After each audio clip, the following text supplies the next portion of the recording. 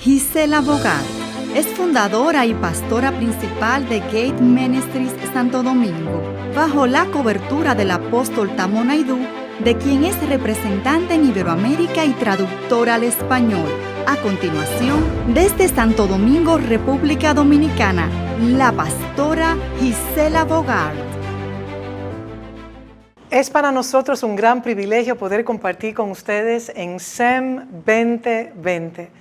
Damos gracias a la pastora Sujei Minaya por habernos dado el privilegio de poder compartir con ustedes en esta noche tan especial. Al igual que todos aquellos que nos acompañan, gracias de todo corazón por estar con nosotros.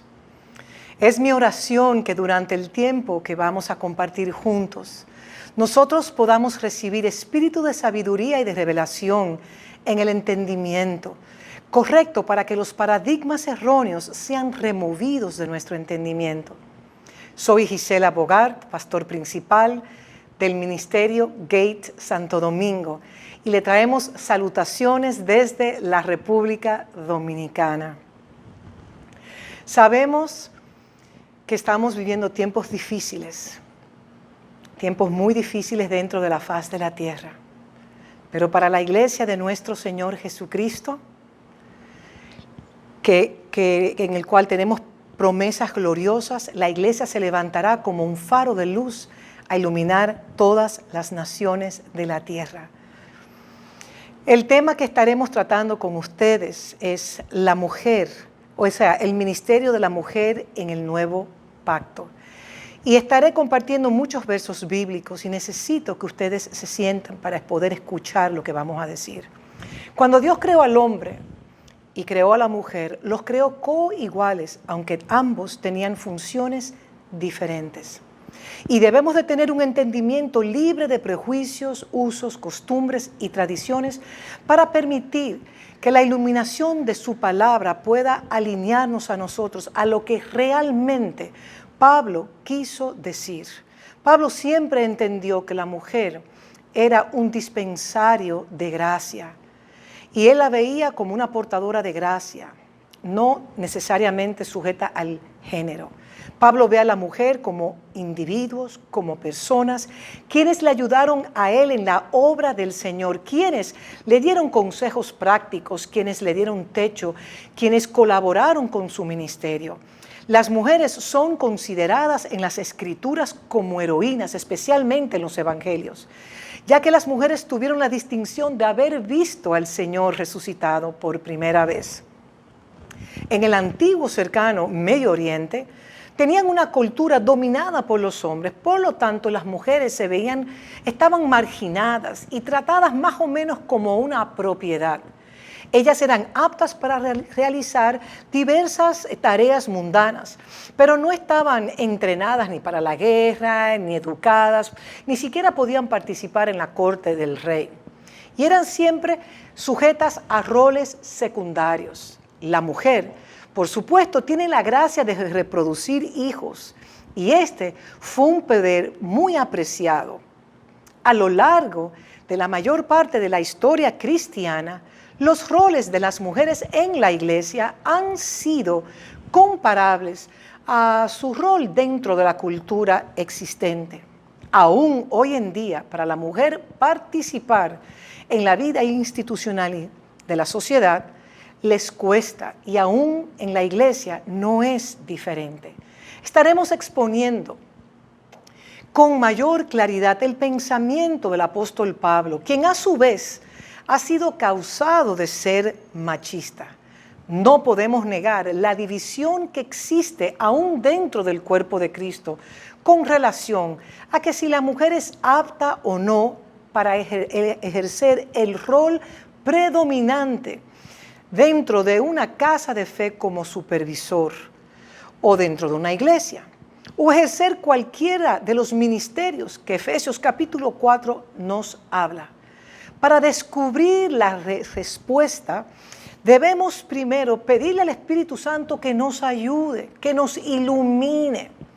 Y si vamos nosotros al Génesis, en la creación, la mujer se encontró escondida en el hombre.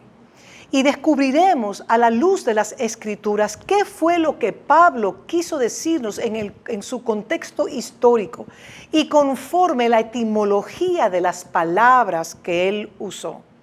Vayamos rápidamente a Génesis 1, 26 al 28, para conocer la intención original de Dios.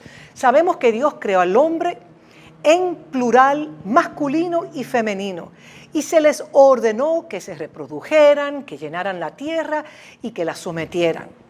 En el ser creado hombre y mujer se establece un paralelo en el cual ambos fueron creados a imagen y semejanza de Dios. Podemos ver que la primera mujer participó tanto como el primer hombre en la asignación dada por Dios. Este concepto es casi impensable dentro de una cultura en el cual a la mujer se le valora casi como una propiedad. Sabemos que Dios, de acuerdo a Génesis 1:26, Él dijo: hagamos al hombre a nuestra imagen y semejanza, conforme a nuestra semejanza, y lo bendijo. Dios manifestó su intención original al darle autoridad a Adán en 3 dimensiones: en el mar, sobre la atmósfera, cielos, y sobre todo lo que se arrastra en la tierra. Aquí podemos ver nosotros realmente que, por lo tanto, nosotros creemos por las Escrituras que el hombre y la mujer fueron creados coiguales ante los ojos de Dios, aunque ambos tienen funciones muy particulares y peculiares dentro de su diseño y función. Por eso requiere conocer el diseño original para no interrumpir con el mismo ni corromper lo que Dios ha diseñado. Y la pastora Vilma de Rivas nos va a expandir mucho más en la próxima sesión que compartiremos. Y por favor, les suplico, escuchen atentamente, para que podamos entender las Escrituras libre de prejuicios, para que los ojos de nuestro entendimiento sean iluminados y para que paradigmas caigan. Por lo tanto, el hombre como la mujer, por causa del nuevo nacimiento en Cristo, forman intrínsecamente un nuevo hombre. Pablo proclama que todos, tanto hombre como mujer, todos somos uno en Cristo, en quien ya no hay judío, ni griego, ni esclavo, ni libre, no hay ni varón ni hembra, porque todos vosotros sois uno en Cristo Jesús, conforme a Gálatas 3:28. Es nuestro deber hacernos la siguiente pregunta: ¿es bíblico que la mujer haga silencio en la congregación? Estaremos tratando 2 o 3 puntos importantes para desarrollar este concepto. Por favor, escúchenme. Existen 2 versos bíblicos en el cual mandan supuestamente a la mujer a silenciar. En 1 Corintios 14, del 34 al 35. Que tus mujeres guarden silencio en las iglesias, porque no se les permite hablar, sino que se les ha ordenado estar bajo obediencia, como también lo dice la ley. En el verso 35, si quieren aprender de alguna cosa, pregunten en casa a sus propios maridos, porque a la mujer se le es vergonzoso hablar en la iglesia. Vayamos ahora a 1 Timoteo 2:14 al 15. La mujer aprenda en silencio en toda sujeción. Verso 12, porque no permito a una mujer enseñar ni usurpar la autoridad sobre el hombre, sino estar en silencio. Pues Adán fue formado primero y después Eva. Además, Adán no fue engañado, sino la mujer, al ser engañada, incurrió en transgresión. Sin embargo, se salvará teniendo hijos si permanece en fe, amor y santidad, con prudencia. Un examen superficial de las Escrituras validaría el silencio completo de todas las mujeres. Entonces a la mujer no se le permitiría ni cantar, ni hablar, ni reír, ni testificar, ni siquiera predicar o profetizar. Examinemos estos versos con más cuidado. Vayamos a 1 Corintios 14, 34 y 35. Que tus mujeres guarden silencio en las iglesias porque no se les permite hablar, sino que se les ha ordenado estar bajo obediencia, como también lo dice la ley. En el verso 35, si quieren aprender acerca de alguna cosa, pregunten en casa a sus propios maridos, porque a la mujer le es vergonzoso hablar en la iglesia. 1 Corintios 11:5, Pablo da a entender que las mujeres pueden orar y profetizar en las iglesias. Vayamos a 1 Corintios 11:5. Pero toda mujer que ora o profetiza con la cabeza no cubierta, afrenta su cabeza porque da lo mismo como si se hubiese rapado. Pablo no se contradice a sí mismo en 1 Corintios 14 del 35 al 36, ni 1 Corintios 11:5. Las escrituras deben de interpretarse en su contexto cultural, y también las escrituras se explican a sí mismo.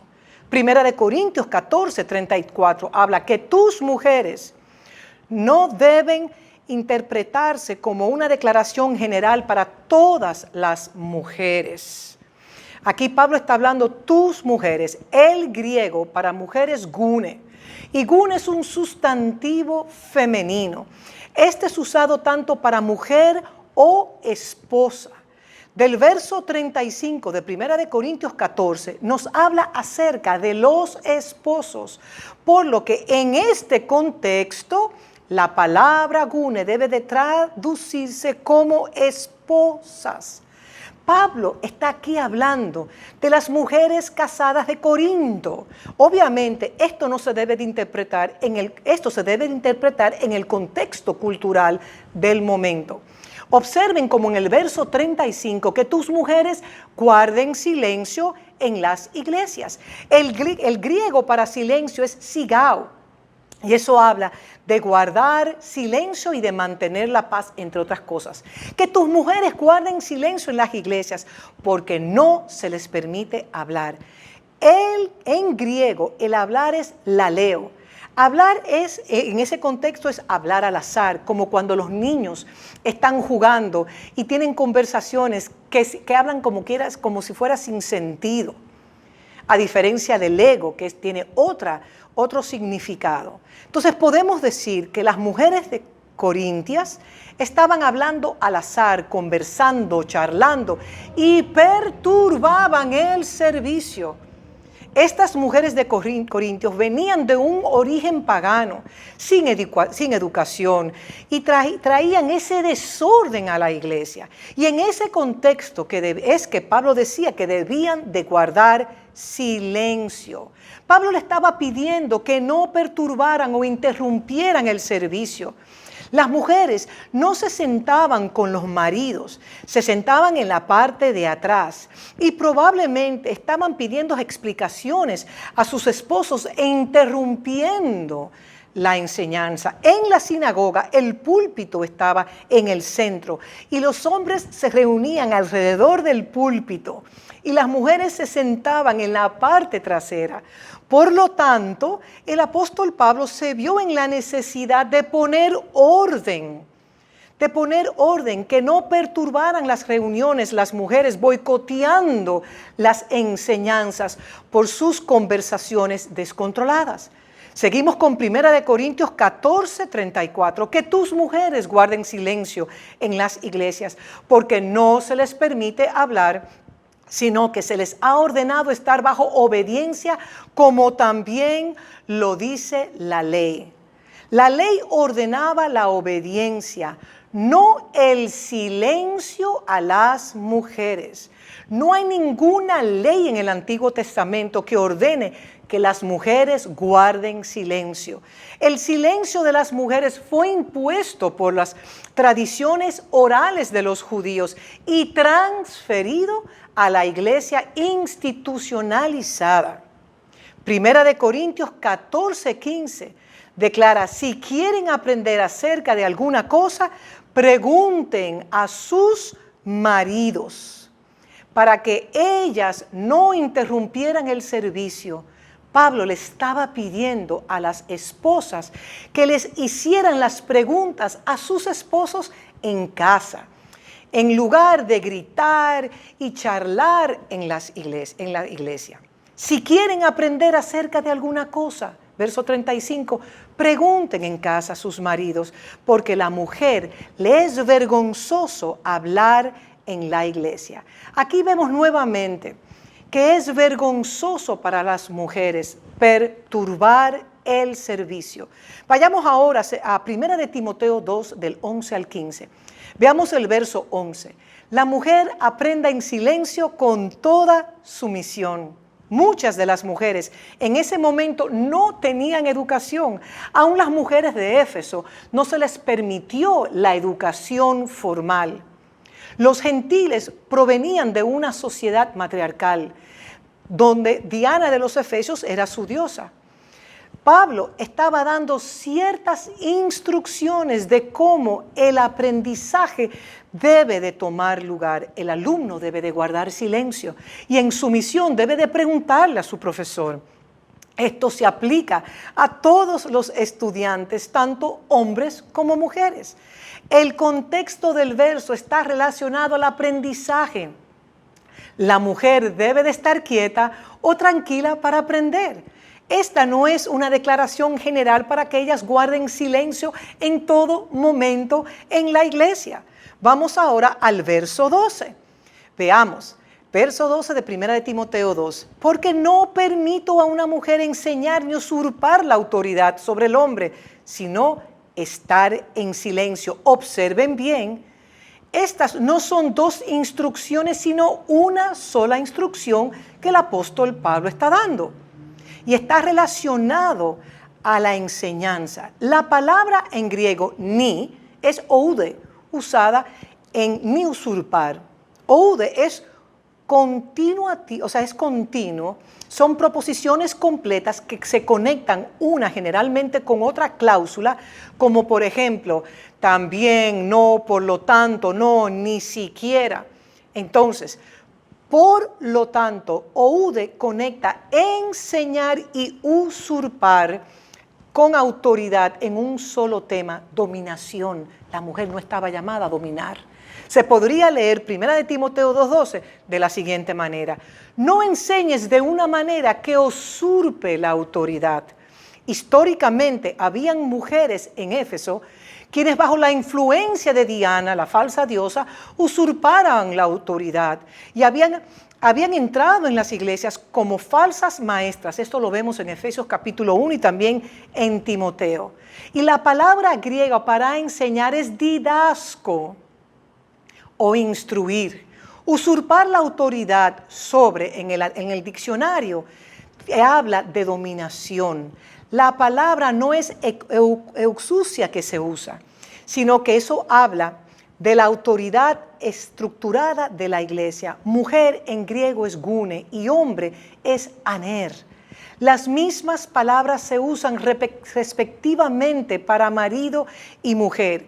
En el verso 13 de 1 de Timoteo 2 hace referencia tanto a Adán como a Eva, el primer esposo y la esposa. Así, el contexto apunta a marido y mujer.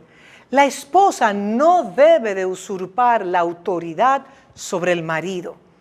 Ella no debe dominar a su marido. La esposa no debe mandar a su esposo. Ella no debe ser dominante como Jezabel o Atalía. Esto es sobre las relaciones piadosas de marido y mujer. Esto no hace referencia al tema de enseñar en la iglesia o de prohibir que las mujeres enseñen en las iglesias. Vayamos ahora a Tito 2, del 3 al 5. Las mujeres mayores debían enseñar a las mujeres más jóvenes en las congregaciones. También en Colosenses 3:16 no hay restricción de género para la enseñanza.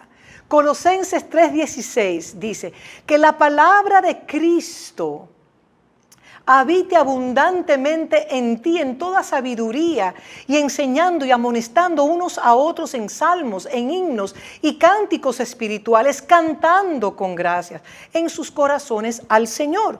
Observen como Priscila y Aquila enseñaron a Apolos en Hechos 18 del 24 al 26. No lo puedo leer por asunto de tiempo, pero aquí vemos cómo fueron instruidos en el Señor. O sea, Aquilas y su esposo y su esposa Priscila enseñaron, instruyeron los dos a Apolos para que él pudiese, porque Apolos solamente conocía el bautismo de Juan. Y en el verso 26 dice, y comenzó a hablar audazmente en la sinagoga, a quien cuando Aquila y Priscila hubieron oído, se lo llevaron y le expusieron el camino de Dios más perfectamente. Tanto Aquila como Priscila lo instruyeron. Tanto Timoteo fue enseñado por su madre y por su abuela Loida en 2 de Timoteo 1:5. Y cuando recuerdo la fe sincera que hay en ti, Pablo hablando a Timoteo, que habitó primero en tu abuela Loida y tu madre Eunice, estoy convencido de que en ti también. Acá también tenemos la famosa Junia, una mujer quien era considerada un apóstol. Ella debió haber enseñado a otros por igual. Veamos ahora Romanos 16:7. Saluden a Andrónico y a Junia, mis parientes y mis compañeros de prisión, que son notables entre los apóstoles que también estaban en Cristo antes que yo.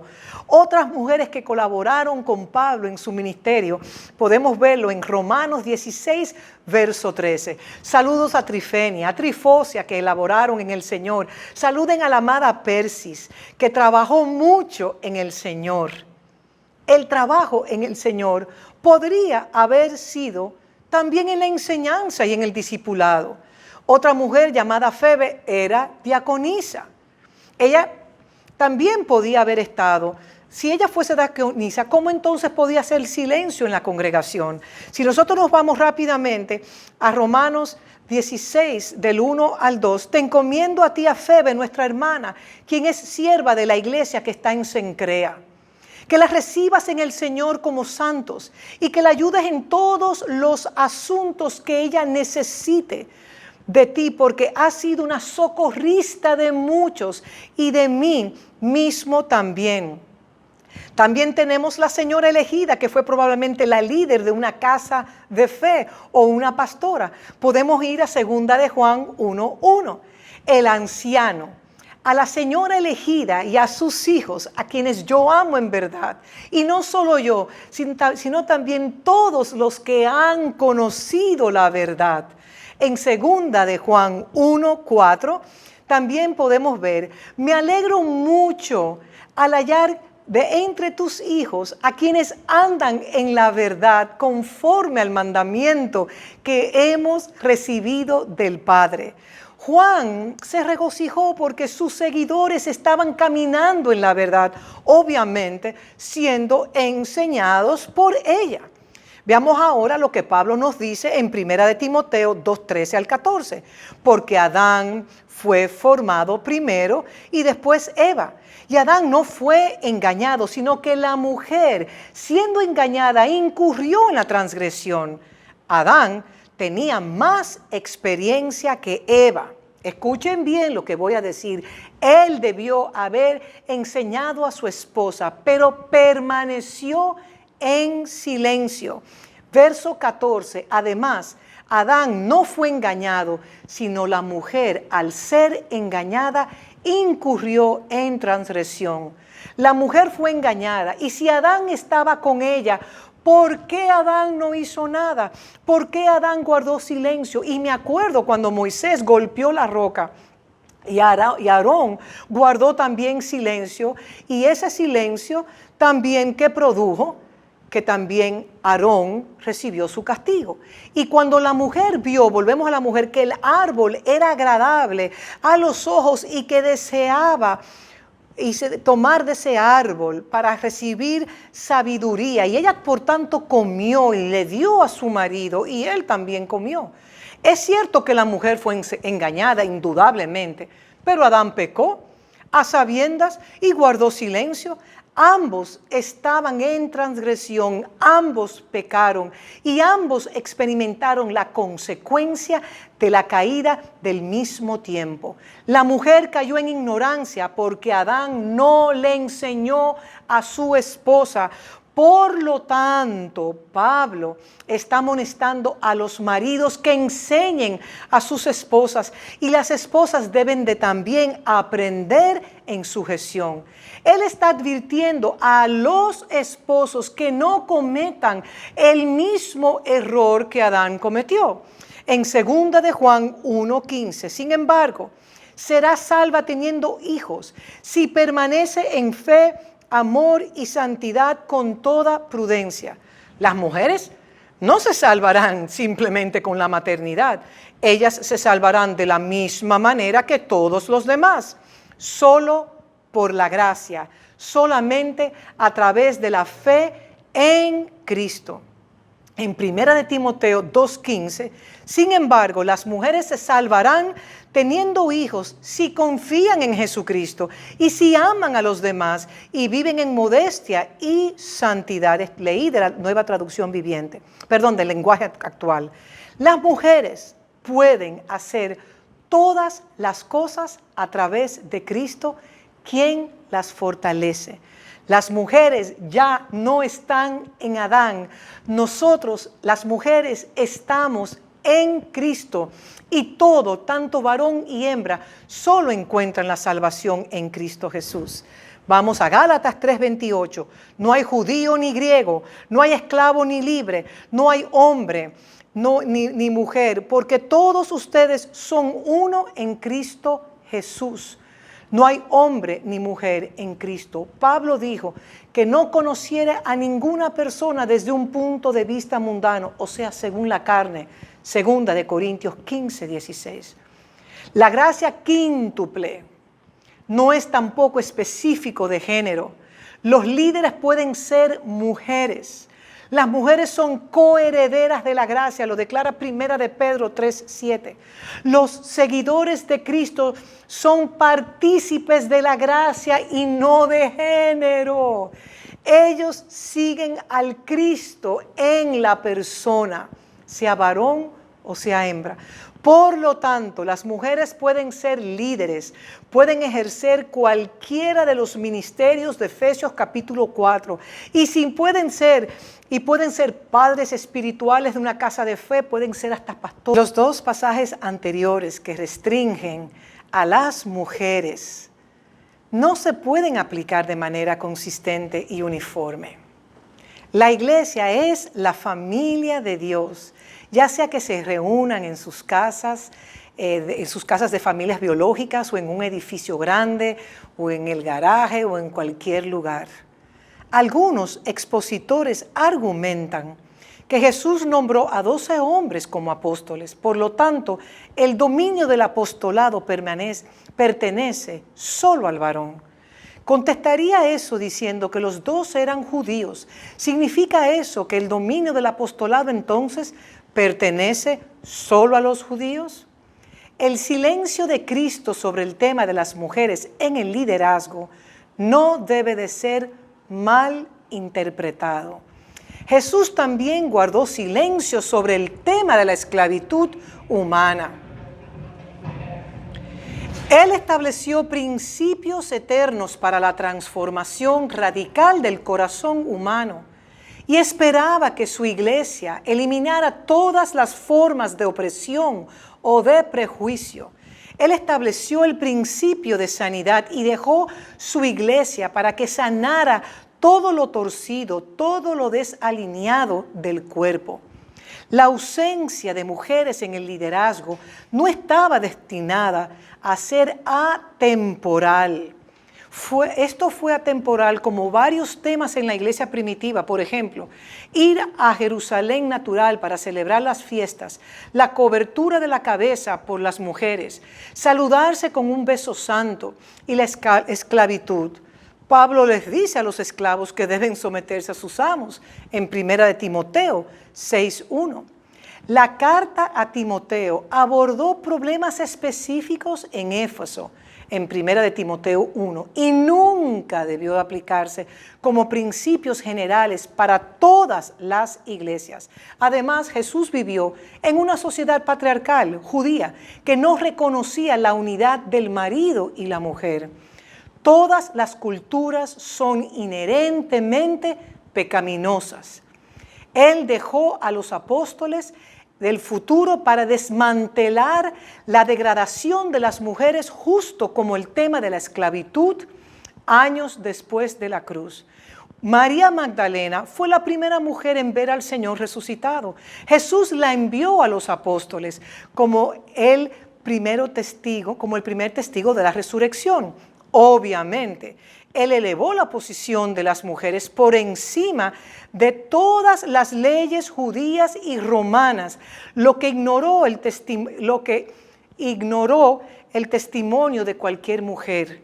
Juan 20 también declara el encuentro de Jesús con María Magdalena. Jesús le dijo: mujer, ¿por qué lloras? ¿A quién buscas? Ella, pensando que Él era el jardinero, le dijo: Señor, tú lo has llevado, dime dónde lo has puesto y yo lo llevaré. En el verso 16 Jesús le dice: María, volviéndose a ella, le dijo en hebreo, Raboni, que quiere decir maestro. Jesús en el verso 17 le dijo: suéltame, porque aún no he subido al Padre, pero ve a mis hermanos y dile: yo subo a mi Padre y a su Padre, a mi Dios y a su Dios.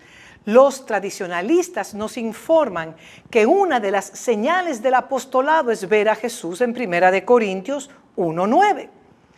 Verso 1, no soy libre, no soy apóstol. ¿Acaso no he visto a Jesús nuestro Señor?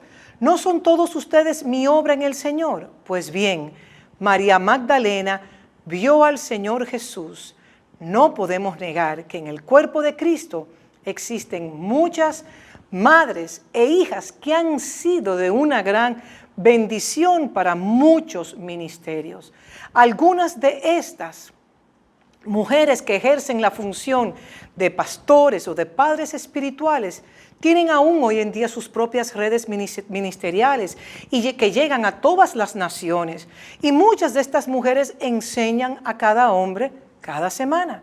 Ellas funcionan bajo la autoridad de un presbiterio de las ciudades. Ellas aprenden y ellas enseñan por igual.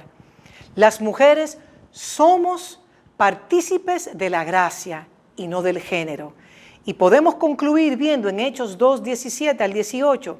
Y acontecerá que en los últimos días, dice Dios, que sus hijos y sus hijas profetizarán, y sus jóvenes verán visiones, y sus ancianos soñarán sueños. Verso 18, y en mis siervos y en mis siervas derramaré en aquellos días de mi espíritu, y ellos profetizarán, hijos e hijas profetizarán. Profetizar viene de la palabra griego profetes, que significa profeta, profetizar. Y esta también tiene un significado de predicar la palabra de Dios bajo la inspiración del Espíritu Santo, ya sea por predicación o de otra manera. Esta es una declaración de la verdad. Las hijas declararán la verdad, predicarán y declararán la verdad bajo inspiración del Espíritu Santo. Es Dios quien permite que las mujeres hagan esto. Las mujeres somos partícipes de la gracia y no de género. Usted puede verlo claramente en Hechos 2, del 17 al 18, donde las mismas palabras del apóstol Joel fueron declarados. Por lo tanto, quiero concluir este tiempo en el cual podemos ver por medio de las Escrituras que Dios llama tanto al varón como a la hembra. Y que tanto el varón como la hembra somos partícipes de la gracia. Y que el llamamiento no es exclusivo del género. Porque en los tiempos postreros también las hijas predicarán, profetizarán. Y tenemos múltiples versos bíblicos que nos dan apoyo a esta porción de las Escrituras. Y en este momento quiero hacer una oración dando gracias al Padre por el tiempo que ustedes han compartido con nosotros. Padre eterno, Dios de gloria, damos gracias. Porque tú, el Cristo, ha venido a levantar a la mujer y colocarla en la posición que corresponde. Padre, te damos gracias. Levanta a tu mujer. Levanta a la mujer en estos tiempos, mi Dios, para que ella se someta al llamado que tú le has dado de manifestar tu gloria en estos tiempos.